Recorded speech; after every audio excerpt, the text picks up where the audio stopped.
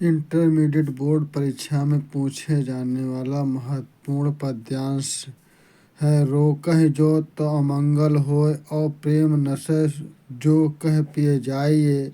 जो कहे जाहु न तो प्रभुता, जो कछु न कहे तो स्नेह नसाइए। जो हरिचंद कहें तुम्हरे बिनु जीहें, न तो यह क्यों पति आइए। तासो प्रयाण समय तुम्हारे हम का काहें, आप हमें समझाइए। संदर्भ लिखने के लिए आएगा। प्रस्तुत पद्यांश हमारे पाठ्य पुस्तक काव्यांजलि में संकलित भारतेंदु हरिश्चंद्र द्वारा रचित प्रेम माधुरी पाठ से लिया गया है। प्रसंग होगा प्रस्तुत सवैया में नायिका के द्वारा परदेश जा रहे अपने पति से चतुरता पूर्वक कहे गए कथन का वर्णन है। व्याख्या है।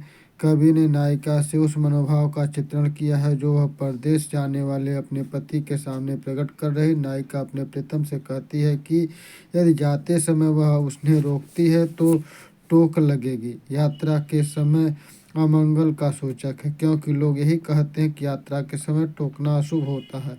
यदि वह उन्हें परदेश जाने के लिए कहती है तो उनसे उनका प्रेम नष्ट हो जाएगा। वह कहती है यदि वह उन्हें परदेश जाने से मना करती है तो यह उन पर प्रभुत्व स्थापित करने अर्थात उपदेश देने के समान होगा, जो उचित अनुचित है। और यदि वह कुछ नहीं कहती है तो उसका पति के प्रति स्नेह नष्ट होता है। नायिका कहती है कि ऐसी स्थिति में यदि वह अपने प्रियतम से कहे कि उनके बिना वह जीवित नहीं रह सकती तो क्या वे विश्वास करेंगे। नायिका इस बात से परेशान है कि परदेश जाते हुए अपने पति से वह क्या कहे।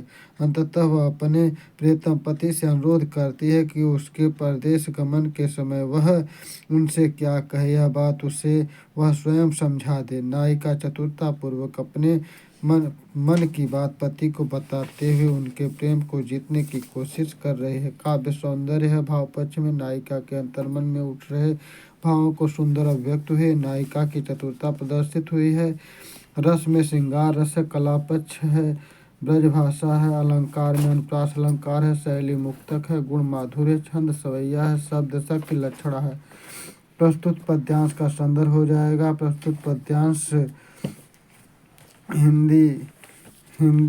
प्रस्तुत पद्यांश हमारे पाठ्य पुस्तक काव्यांजलि में संकलित भारतेंदु हरिश्चंद्र द्वारा रचित प्रेम माधुरी नामक कविता से उद्धृत किया गया है। रेखांकित अंश की व्याख्या के लिए हो जाएगा कि प्रियतम पति से अनुरोध करती है कि उसके परदेश गमन के समय वह उनसे क्या कहे। यह बात उसे वह समझा दे। नायिका चतुरता पूर्वक अपने मन की बात पति को बताते उसके प्रेम को जीतने की कोशिश कर रही है।